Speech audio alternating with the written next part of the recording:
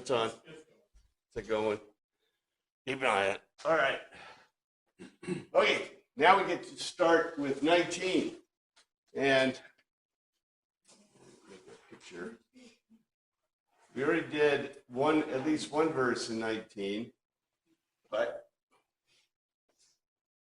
let's see. It's one of these buttons. The middle one. The middle one? Oh yeah, that's it. The home button. And then I think this one. I wanted to get one of these, but they're like $7,000. I'm not sure I can justify the cost, but.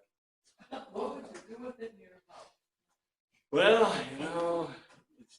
it'd be really cool to be able to write on it, although I don't think my grandkids going to sit long enough to. Well, they might take over. They would take over. They would show you how to do it. Yeah, they probably take Advanced it. features. Now I don't know about that. Really? I've not seen a single one of them that can do Boolean math yet. When they start doing Boolean math, yeah, maybe. All right. So the situation we have is we had a false break.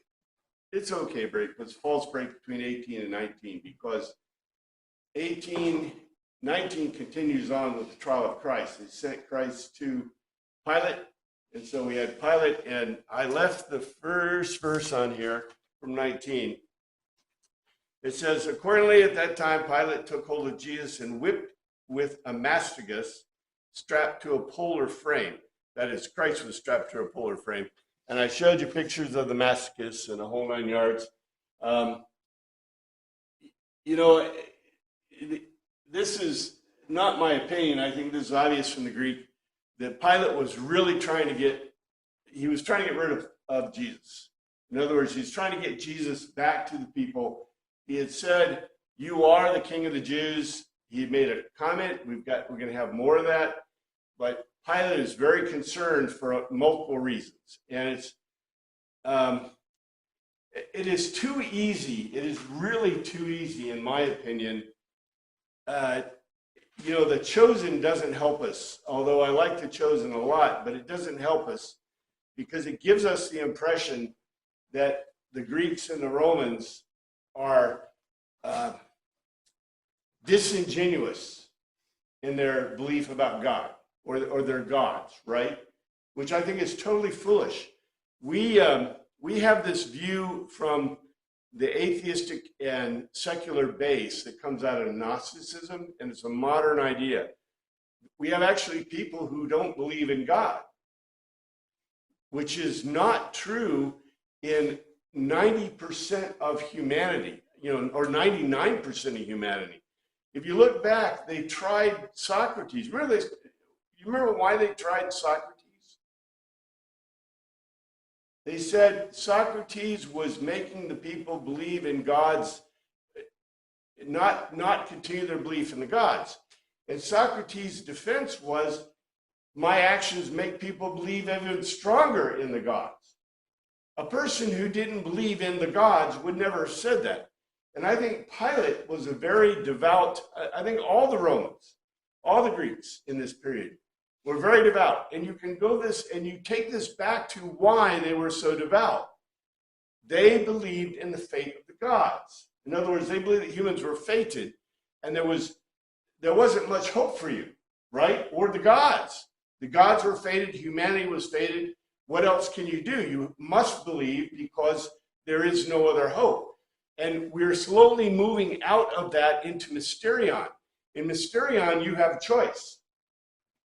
And by the way, isn't it interesting that there's this huge choice in both Christianity and in Judea, in Jewish, right? What does Joshua say? I don't know about you. As for me and my family, we choose. We choose, to trust in God, right? To follow God.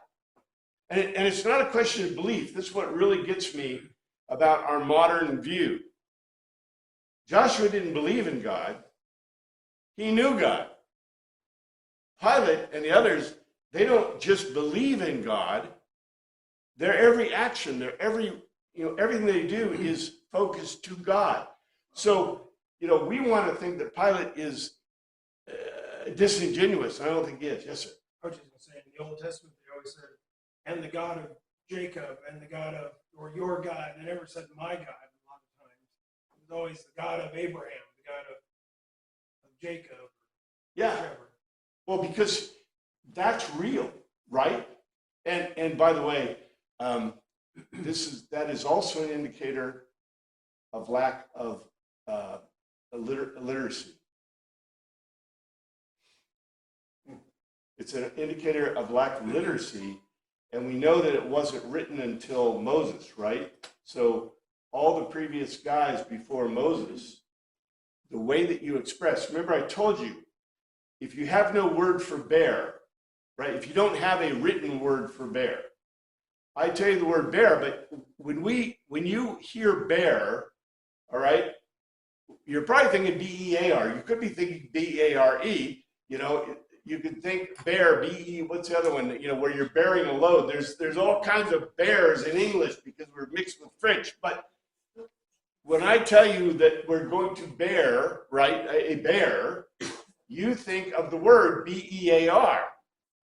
You usually don't think of a bear, like a polar bear, or which one are you going to pick? Polar bear, brown bear, grizzly bear. Take your choice, right? But if you were in a non-literate society, if I say the word bear, you don't have a word for bear. So what do? The bear that my uncle saw, right, that came into his tent or to his cabin or whatever, it is not a archetype for bear. It is a bear.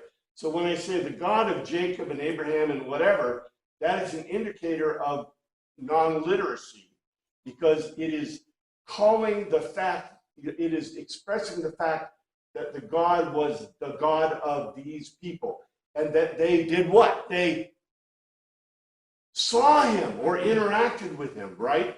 Because you don't care about the bear that's in the woods, right? What you care about is the bear that's in the tent.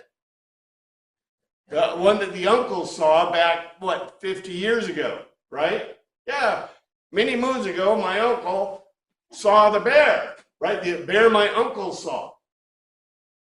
So what is really interesting in lack of literary, and then what we do is, I told you before, we go from animism to pantheonic paganism to Mysterion. In Mysterion, we suddenly get a choice. It's interesting that in Gnosticism is still not a choice. If you're Gnostic, you still believe in God, but it's interesting, your God becomes the universe instead of a God, which is really interesting. Anyway, I know this is intricate, but my point is this, that everything that Pilate is doing, he's trying to get rid of Christ. We have this, and here is a translation. We already went through this translation. And the warriors braided a wreath from out of thorns they imposed upon his head, and they threw all around him a reddish purple outer garment. And the outer garment is a himation, the cloak or outer garment worn over the ziton, the undergarment. So what I did, so we can move along, since we already did this, if I need to go back, tell me. I got all this other stuff here, but what I wanted to show you specifically was a picture of a himation. And I also have this point here. Let's see. Okay, got some notes. Okay. The soldiers, the warriors, let's call them warriors or legionnaires. The Greek word for warriors is used to differentiate them from hoplites, which were Greek soldiers, and the under rowers who are not warriors at all. So the author is, telling us, like I said, they're using generic terms. They're asking, what's the rest of the story? And he's Roman and Greek. He's writing to Romans and Greeks. So he's using specific words for specific meaning. So these soldiers are legionnaires. The color isn't royal purple. The color is a legal red purple. And the reason is, although red purple is very expensive and very big deal, Okay, what would happen if Pilate was wearing, now we know this, that what they did is on the togas, you notice this isn't a toga, it says summation, right? I think words mean something. I really do. When the Greek says, if the Greek told us it was a toga, it would be a toga. But it doesn't, it says it's summation. And a toga, the way they did it is they couldn't, a dignitary even, like Pilate, a senator, could not wear a toga that was purple, royal purple. If you did that, what they did is they had a royal purple piece of cloth, like a dyed piece of cloth that was sewn around the base and sometimes around other things. But this is something we miss. If we were like reading Latin literature, like kids in schools were reading back in the 19th century, we would know that one of the big fights in the Roman Empire was how much purple can I wear before I get, right? Because if you wore too much, what would the emperor do? He'd think that you were trying to encroach on his position. And encroaching on the position of the emperor, who considered himself to be a deity, that's not good. Now, red purple was legal, and that's the term it uses, and it says he gave him a hemation. This is a hemation. So when it says, like, for example, and a toga and hemation are really different things, and they're worn differently. Now, if I told you that a person was wearing a suit, right, a Giorgio Armenti suit or whatever, then you would know exactly what I meant, right? You could even look it up on the internet. If I told you they're wearing a certain type of suit or a certain type of thing or a double-breasted suit, you would go, aha! But if I tell you they were wearing a hemation and a toga, you go, ah, what? What are you talking about? So this is a toga, and it was dyed to the legal red purple, which was interesting in itself. They went up to him again and again saying, "Hail, King of the Jews," and they slapped him in the face. Now this, let's see what it says. They said, "Hail, King of the Jews." They smote him with their hands, and they came or went forward to him, making a logical argument. Making a logical argument. Grace, the basileus, king or ruler. The Judeans, they gave to him slaps, rafsamata, strike with the palm of the hand.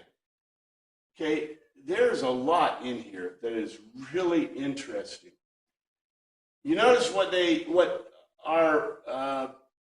see what our writers have done, or our translators have done. The word that's used is chare, grace, charis, charis, right?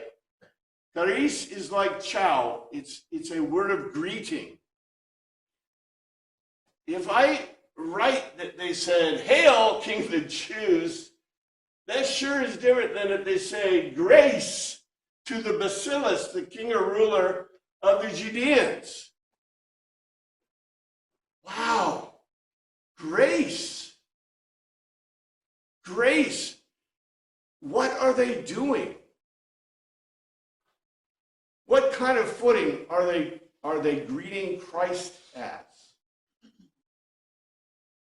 This is interesting in itself.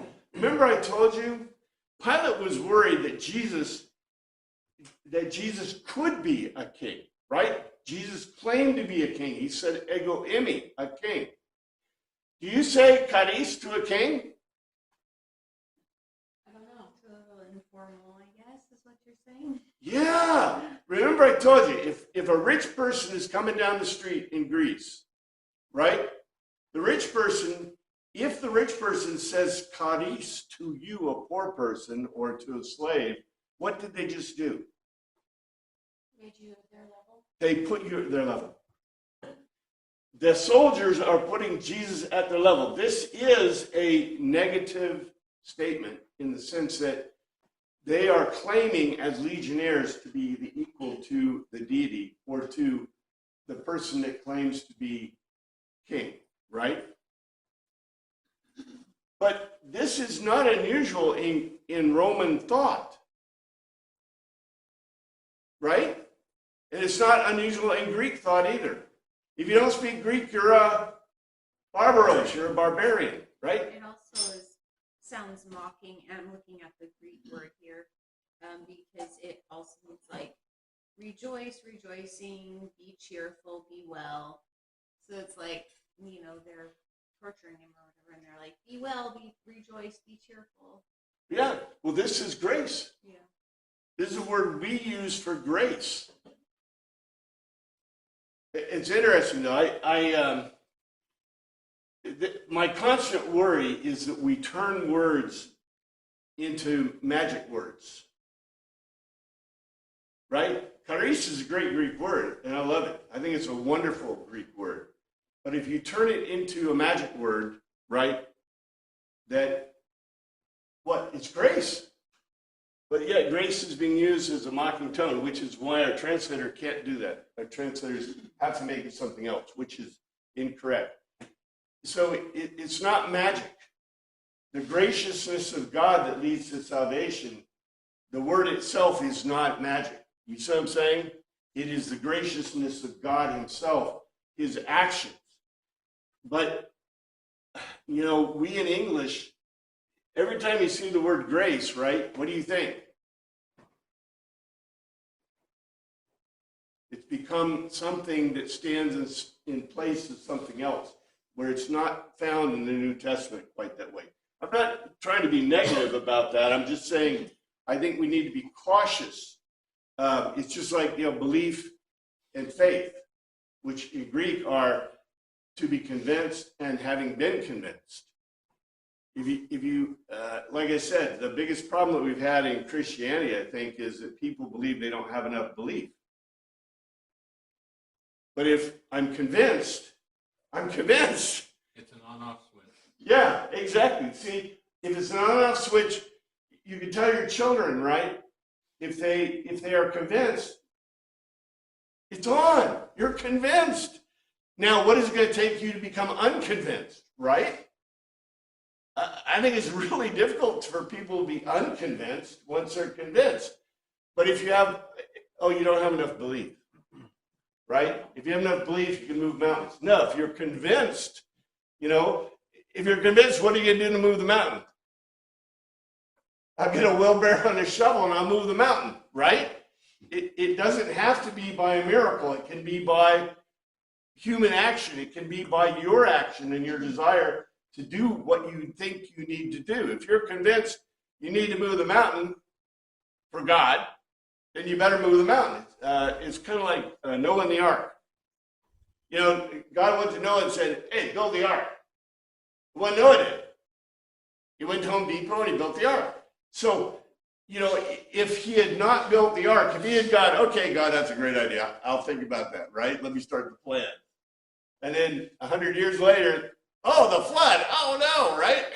So you've got to do what you're going to do. And it doesn't mean that you're not going to have, it's not like God suddenly put the ark in front of his yard or put an ad up for an ark, right? On Facebook, the Facebook ad for an ark. Just saying, I think it's really important to see this stuff within the context of the words themselves. They came forward to him and were making a logical argument. Grace the king or ruler of the Judeans, and they gave him slaps with the palm of the hand. Also, it's very interesting that they gave him slaps with the palm of the hand, because we know that that's what the under rower did, right? The subordinate to Annas did to Christ. And Christ made a claim on him and said, you have struck me. Now, these guys did strike him with their fists, but you notice they did strike him with the palm of the hand, which is legal under the Jewish culture. So they weren't striking. Now, I don't know how to take this. Was it just because they were mocking him and they were, slapping him, or is there more to this? Does it have an indication about how they were conforming to the Jewish culture to a degree so that no one could claim that they had struck? And you notice that Pilate had Christ struck, but with the masticus, so he was punished. But punishment is legal under Roman law, right? And under Jewish law, well, subsumed to be. Anyway, now look how Pilate's response is. And I think this is really an indicator. Once more, Pilate came out and said to the Jews gathered there, "Look, I am bringing him out to you to let you know that I find no basis for a charge against him." Pilate really wanted to get rid of this guy. He was a problem. Pilate thought he would cause an insurrection. You notice how short this is compared to the Greek. Pilate therefore went forth again and said to them, "Behold, I bring him forth to you that you may know that I find no fault in him." And came and went anew outside of doors, Pilate. And he makes a logical argument to them. You look, I lead to you him outside of doors in order that you may know, especially through personal experience, that or because no one, none, nothing, a cause, as if asked for, logical reason, legal crime, I find in him. So he uses the word atian, a cause, as if a logical reason, motive, manner, legal crime, alleged or proved. He used a very specific word in the Greek that means there is no, I find no fault, I find no cause, I find no reason to punish him. Pilate thought that if he brought Jesus to them looking like this, punished, what do you call it, demeaned, that they would then be willing to do, because Pilate made the confession, Pilate's confession. And I knew Pilate came outside of doors and he makes a logical argument to them. You look, I lead him to you outside of doors in order that you may know that I find nothing in him a cause. When Jesus came out wearing the crown of thorns and the purple robe, Pilate said to them, here is the man.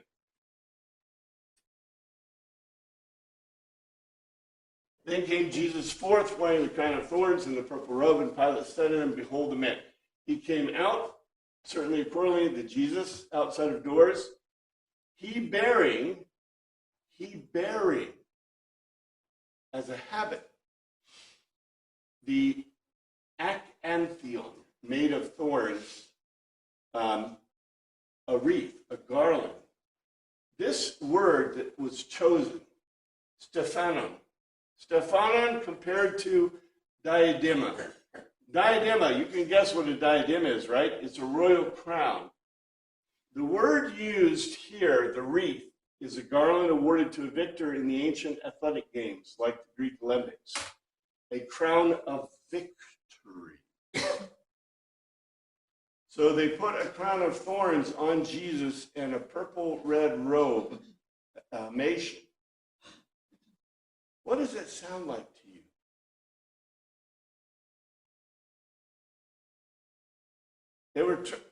I'm not certain that Pilate was trying to demean him as much as Pilate was trying to raise him up to the Judeans, right? Now, it could be irony. Pilate was a smart guy, but I don't attribute too much irony to him. There's a lot more irony in John than there is in Pilate. John, the author, he's really hard on with irony. But Pilate, being a good Roman and a good Greek, right? I mean, I think in The Chosen, for example, the Romans are depicted okay. The Romans may be depicted too congenial, right? They're too buddy-ish. in some ways. I don't think the Romans were that buddy-buddy-ish. They were more, they're the guys who are the stick in the mud kind of people. You know, the guy you go, do I really want to invite him to my party? You know, because you know what he's going to do? He's going to stand there like this all night and give you one-word answers, right? That's the Romans. I think the Romans and the chosen talk too much, but that's okay. I think Pilate is really concrete. He's a really good Greek speaker. He's really in there, but he's also a Roman. And so when Pilate, which is really interesting, puts a crown of thorns, it's the crown of victory. Is it irony? Or is he, you know, Pilate said that Jesus is the King of the Jews. Is he making an announcement, a claim? What is he? I think it's very interesting. The thorn seems derogatory. I mean, Yeah. if this was, if he really felt he was a king, I don't think he put thorns on his head. I Would think be if you use laurel leaves like victors instead of something painful. Maybe. I am, you know, thorns represent Jerusalem, represent Judea, you know, to the Romans and to the Greeks to a degree, because, you know, now, northern Jerusalem is a bread, what do you call it, a bread bowl, a bread box, a bread basket, you know, that you can grow anything up in the plains of Eskedra, and it's really good, and there's so much blood that's been spilled there that's even more fertilizer. But the area of Jerusalem and Jericho, you know, until you get down into the valley of Jericho, it's not exactly the southwest, although the chosen, if you notice, all the pictures are from the southwest, is really cool. So you're looking at California, you know, which is really interesting in itself. But there are all kinds of thorns and all kinds of, you know, not cactus, like, but, you know, things, right? So southern Judea, remember what's in southern Judea, our famous place, that's the Dead Sea, right? Nothing grows there. But anyway, yeah, I just think, you know, we usually, you know, we always say crown of thorns. It's really a crown of victory, okay? And is he ironic? Is he, you know, announcing? I think he wants the Jewish guys to take Jesus off his hands, so he doesn't have to get any, however you look at it, that's what Pilate's trying to do. Pilate's trying to encourage him. Yes, sir. Well, don't you think he's trying to make fun of Jesus, kind of play along with them, so they'll kind of lighten up and let this issue pass? Yeah, I think there's so much in this, and isn't it funny that we get just a couple of verses, and yet we can dig so much out of just a couple of verses, right? And you know, if you just read the translation, you go, okay.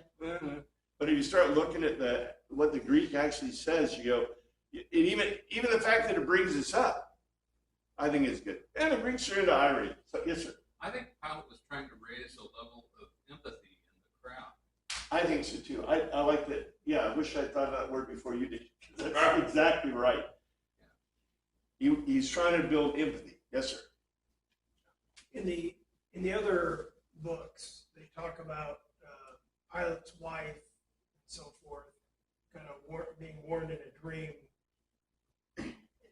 How does that apply here? I know it's not in the words here, but when you weigh that into it, it's almost like he doesn't want to go too far. You know, Pilate's wife is like Xanthippe, Socrates' wife, and I don't think either of them get as much credit as they should, because, you know, we see in the Gospels especially that women are really held at a high level by, you know, especially John, which is really interesting. That's Greek and Roman society to a degree, right? But I think that, for example, I think her name was Philomena, right? Something like that. Anyway, she was known in history Pilate had made a really good match in marrying her because she was from a wealthy family, a patrician family. Probably his connections, he would have probably been a senator. And she was also known to have, not necessarily prophetic, but she had dreams, and she advised him, and Pilate listened to her advice. When I wrote Centurion, I'd gotten all the other sources that we know about her and had read about it in the Latin, and she was historically known to have been a good advisor to him. And it's, the little that we have about Pilate, whether it's pseudographia or, actual, is really encouraging about her, whatever. I think the Catholic Church may even have her, not as a saint, but in the, whatever. I seem to remember there's something about that, but I can't remember. So, yeah, we know, and I think it's in Matthew or Luke, I can't remember which one, where she was advising him. I had that in Centurion because I thought it was, really, you see, that's why, the wimpy Pilate of the Chosen, which sorry, I keep using these examples, but, it's really interesting to me to see how they pictured it. Because, like I told you, he would have been a near senatorial rank older dude, probably bald headed, or at least, he'd worn a helmet all his life. And he's probably a rough looking fellow, right? Because he was a warrior and he had been out with the legions. And his wife was apparently not that great looking, according to history. There's even like some busts of her. And, but yet she was wealthy and he listened to her, which is a good idea, right? And that is not our picture of Pilate, right? Our idea of Pilate is he'd not listen to anybody. So, anyway, Hey, Lionel, the Google says that in Western Christian tradition, Catholicism has never venerated her, but in Eastern Catholic churches and the Eastern Orthodox, they do. Yeah, I know I'd heard something. Well, this is Wikipedia, so take it with a soul, but it says the only reference to Pilate's wife in antiquity is the Gospel of Matthew, and that a lot of them dismiss it as legendary, of course, but it seems that there's nothing else about her. History, the thing of history. They put her on the calendar on October 27th and on June 25th as 2 different days to celebrate. I'm impressed that they said history and Matthew in the same term, because that is correct and good. However, there is, remember the Archcode documents. Well, I think I put the name, I said that. They are saying the only reference to her in any sort of document or whatever is. No, the Archcode documents mention her. I'm almost certain. When I taught him, I think we even saw that. I don't think she wrote something, but I think Pilate, when he wrote to the Senate, he said something about his wife. Of course, the problem with the Archcode documents, I think they're awesome documents and worth reading. But the question that people have is, how are they pseudographia? Are they false, fake, added, right? Like some of the later Gospels and things, because we don't know. And the reason we don't know is because the Vatican hasn't let us see them. We want to see them. And I know I got why the Vatican's doing that, right? The reason the Vatican's doing that is they've picked up all the documents and they have a lot of one-offs. And the problem with one-offs is one-offs work great when it's Pliny or, Socrates or, Plato. But one-offs don't work when it's anyone from a biblical standpoint. So what you're going to get is a real pushback from, quote, historians, those who kind of lie about history a lot, And, you know, the Catholic Church is protecting the position. Although I think there is traditional information and some information about her. You know, the Orthodox. Who would you trust more, the Orthodox or the Catholics? Who was first, Orthodox or Catholic? Well, they both say they were. Yeah, they fight they that. both say that they're the ones that go back to the beginning. So. Yeah. But remember, the Catholic Church broke off the Orthodox because, Or the Orthodox. well, that was Catholics breaking off the Orthodox.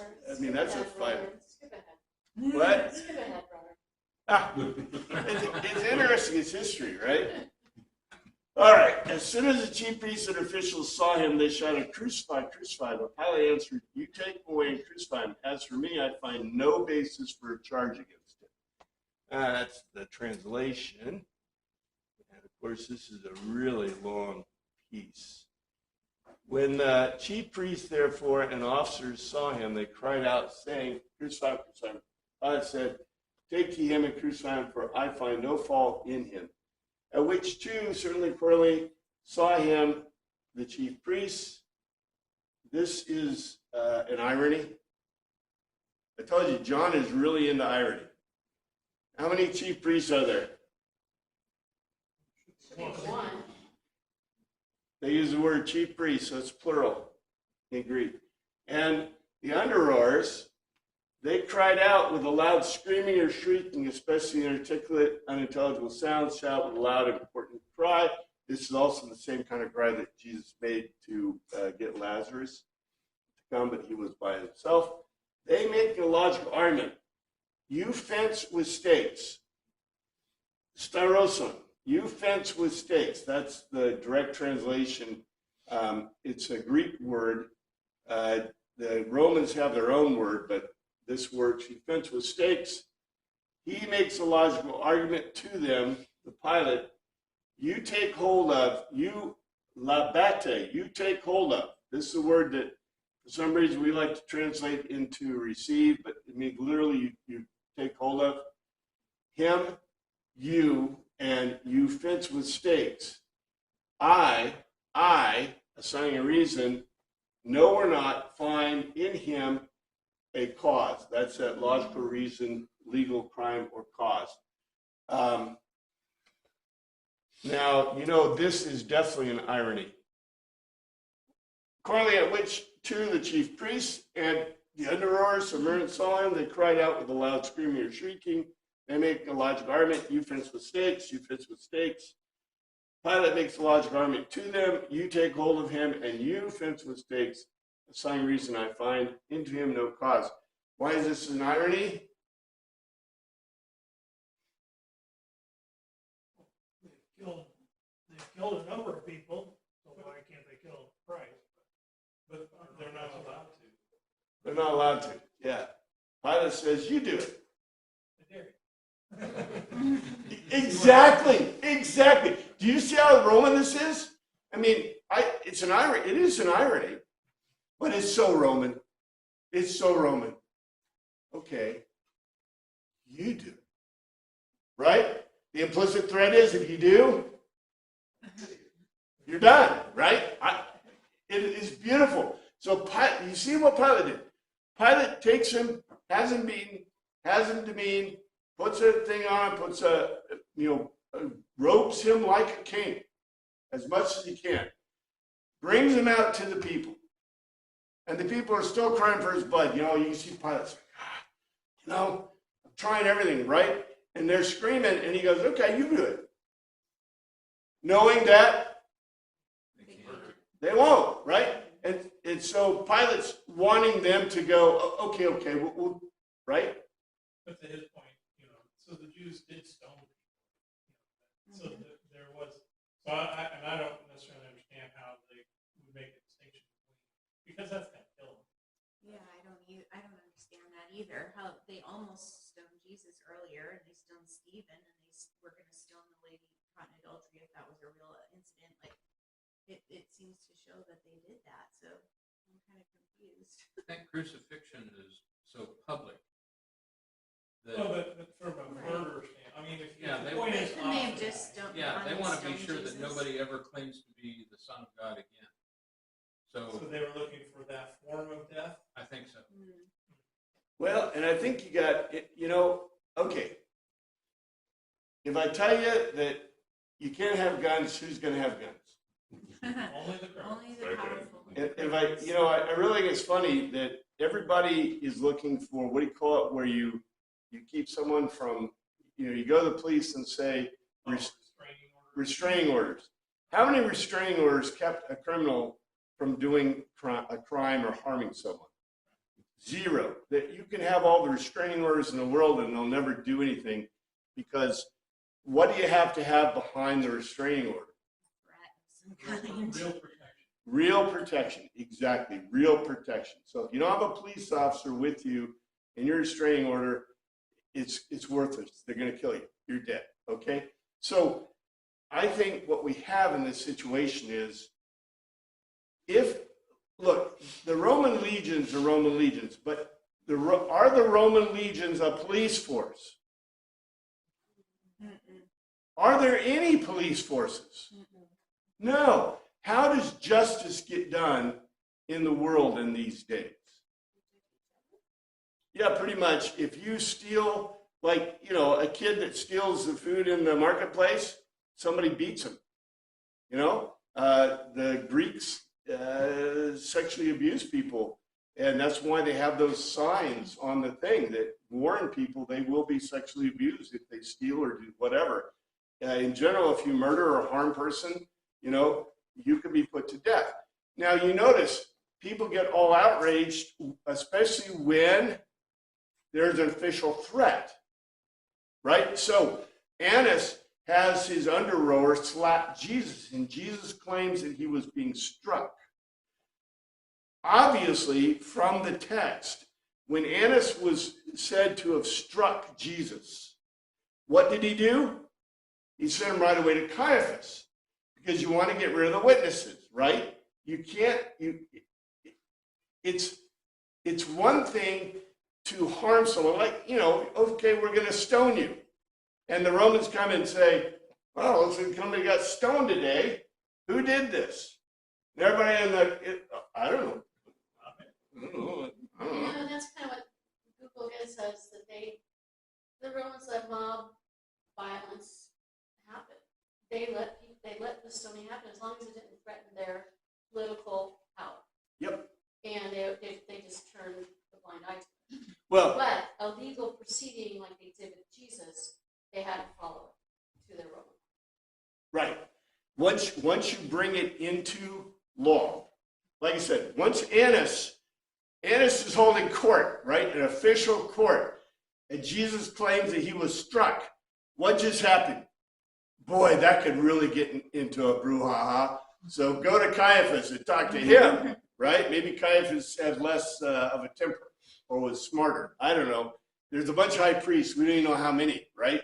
But this mob rule idea, we love to think that the world is the way it is today. But the world was mob rule until probably the 18th, maybe even 19th century. There are no police. It There still are no, is that way. Oh, yeah. in some places in the world, it is that way. Yes. If you remember in Jerusalem, well, the big deal in what kept the Greek people in line was all the free Greek people, the free Greek men, right, were hoplites. Every single one of them. It's like a Swiss family. It ain't the Swiss Family Robinson. Every Swiss guy has an automatic weapon in his house. A machine gun. Just no ammo. Oh no, they got ammo. They've got it. They're loaded for bear, baby. They got ammo. They got a machine gun. They even have, grenades and grenade launchers. They got everything, okay? Now, if you really irritate your neighbor, luckily the Swiss are pretty rational, logical, reasonable people, and they also have police forces. But if, think about this. So you're Greek, and you really irritated your neighbor. You abused one of his slaves, you kicked him or beat him in the marketplace, what do you think is going to happen to you? A retribution. Now, if the person wanted their slave to be abused or harmed or whatever, then, you know, maybe you get off. But if they didn't, I would not walk into dark corners. I would be very cautious, you know, if you did that, right? And if you harmed one of their family, you just caused a range war, right? You have a gang war going on in Athens. So what do you think the people are like? When everybody's armed and everybody is dangerous, what kind of society do you have? Very polite and very respectful. You know, that was kind of like the pictures you get of the spaghetti westerns, right? Everybody's armed, and guess what? Everybody is polite, especially to the ladies. Now, in the modern era, they like to show people beating up on everybody, right? Fighting and beating. It's like, it was never that way in, Bonanza, or, you know, right? Everybody's really polite and kind to each other. Why? Because they're packing 6-shooters. And even the ladies are packing 6-shooters. And guess what they called the 6-shooter? The peacemaker was also the equalizer. Because a woman packing a 6-shooter is as powerful as the biggest man packing a 6-shooter. And you better watch out, baby. They pull it out of their purse right here. You know, Oh, yeah. I would be very cautious. But anyway, they're crying out, and Pilate makes this comment to them. And of course, you know what's going to happen. And here it is. This is interesting. The Jewish leaders insisted, we have a law, and according to that law, he must die because he claimed to be the Son of God. Now, this is not a good thing to say to Pilate. The Jews answered, we have a law, and by our law he ought to be died because he made himself Son of God. They concluded for themselves. Okay, so you see, when Pilate said this to them, what did it make them do? They had to think, right? Because Pilate said, okay, come on, do it. He's right here. You got him, right? And they're like, maybe this isn't a good idea. So they concluded for themselves then, the Judeans, we hold down the law. He is indebted, is obliged to die off. That'll because an offspring of a God, not the God, of a God himself he made or did. This is interesting in itself, but it is not what you want to tell. It's not what you want to tell Pilate. This is a very interesting statement about obligations of the Messiah and about crime of Jesus. There's a further parallel with 1814.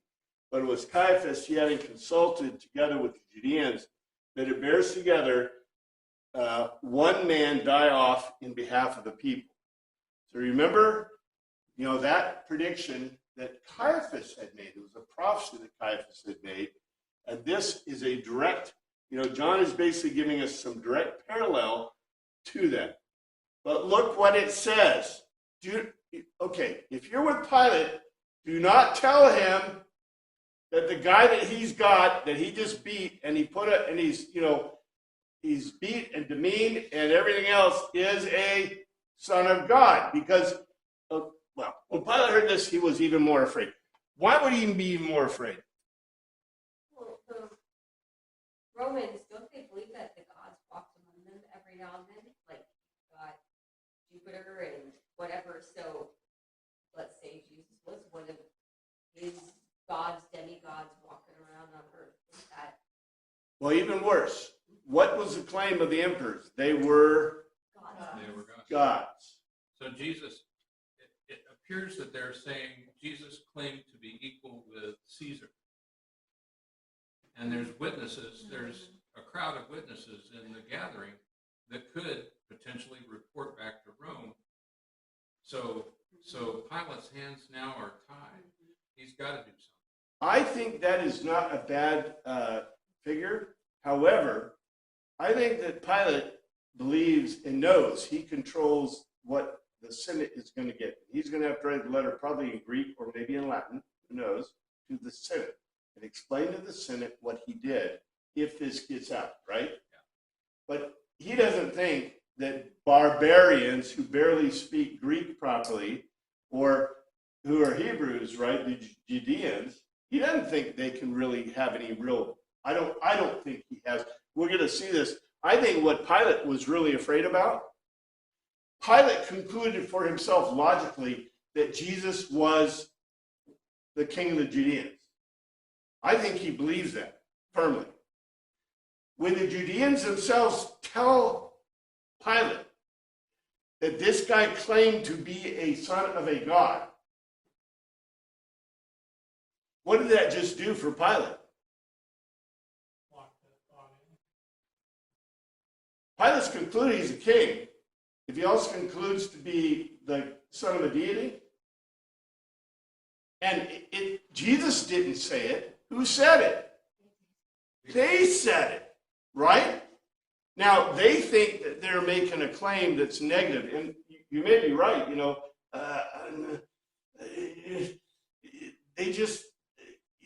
They did even worse because, yes, okay, they're claiming that Jesus made himself equal to Caesar, equal to the emperor, right? Look, we want to think that old Pilate, you know, was like a Gnostic, like a modern atheist today, right? Modern atheists, they don't believe in God. They don't believe in nothing. They don't even believe in whatever, plumbing. I don't know. Scientific fact. They can't define man and woman, all right? That's the reason that RFK fired half the CDC is because they literally could not define a man and a woman. So do you want those people doing vaccine therapy? I'm just saying. But Pilate does believe in the gods. Does Pilate believe that the reigning empire is a deity? You see, this is where things get kind of funky. I think that every Roman did believe. Why would they believe? Why would they think that the reigning deity could be a god? It's almost like the divine right of kings. Yeah. Why would they be in that position if they weren't? Bingo. And see, you know, we want to go poo, poo, poo, poo, but the reality is, what did all of your ancestors believe in? Divine right of kings. Divine right of kings, and even the Brits today. I mean, they have an inbred monarchy, and half of Europe has inbred monarchy, right? And they're still looking for Anastasia. She's like, you know, toast. But the problem is that we think that people's beliefs are just, we're cynics. Cynic is a really good word for modern people, right? We're cynics. We don't really believe. Would you really believe? Because, you know, there's supernatural things, right? Are there angels? Are there devils? Are there demons? I guarantee you that your ancestors believed that forever. And I don't just believe it, I know it. Why? Because the Bible tells me so. But that's another thing, right? Pilate believed this in his heart, in his soul. These people believe this in their heart and their soul. The reason that the monarch was a monarch was because they didn't have the word right of kings at the time. That had to wait for Christianity to develop the idea. But the reigning empires were emperors because they were deities. You know, it's hard for us as Americans. We've never had a king. We threw off kings. That's not part of our thought process. You can't just be a king because you were born one. You know, so I mean, we kind of, it's hard for us to relate to that. Yeah. Somehow. And you know what's even more hard, which is interesting, right? Where does the deity exist in humanity right now? Yeah, in us. This is really. Stefanski just said that in church this morning. This is an important idea that is very critical to Christianity and to being like Christ, because we are adopted children and deities, right? And Pilate acknowledges this. At which too, certainly accordingly, he heard Pilate this, the logical argument, more or rather, he was afraid. Phobia, right? Phobia. He was afraid to withdraw from, to avoid. Greek is beautifully concrete. Greek is beautifully concrete. The word phobia, literally in Greek, means to withdraw or avoid. That's kind of cool, right? Certainly, at which too Pilate heard this, the logical argument, he was more afraid. And you look at what John calls this. He calls it a logical argument. The logical argument was that Jesus is the Son of a God, of a Theos.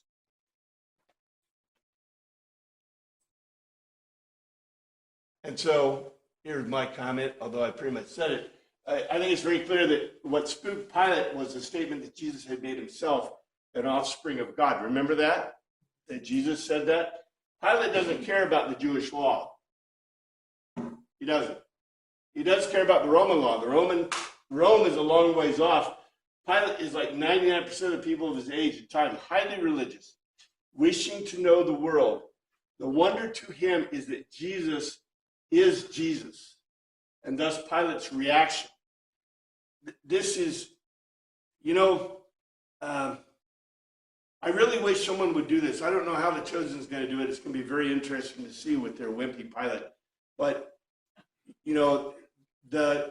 this Pilate, look at what he does. He went back inside the palace. It's not a palace, it's a praetorium. Where do you come from, he asked Jesus. But Jesus gave him no answer.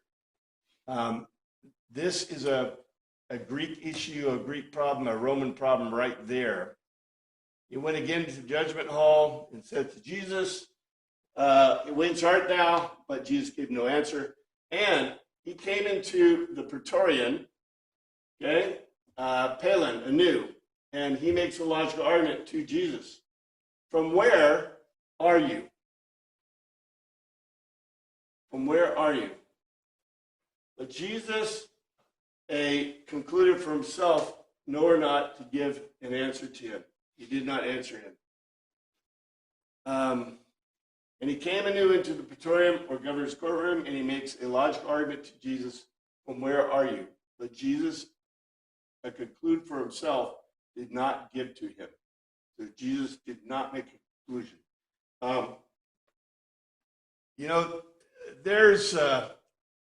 There's a lot in this, because I guess we may have to wait. Let's see, we're almost at the end. This is very similar to the previous question that was answered about Jesus before. Do you remember this? John gave us this extensive dialogue and logos on this very issue, because who wanted to know where Jesus was from? The Judeans wanted to know where Jesus, remember? In Jerusalem, when he came in, said, we know who your father is. It's you're Bar Joseph, right? Your father is Joseph, right? We know this. And they have this huge logical argument where Jesus, the claims of Jesus that he was from God. It's a huge thing. And so I think that Pilate may have known more than we're going to give him credit for. That is. All right, I think, like I said, I'm sorry. I don't mean to be totally focused on the Chosen. Remember they got that guy, what's his name? Not Gaius, the spy dude. Oh, yeah. What's his name? Yeah, there's no such antecedent in history.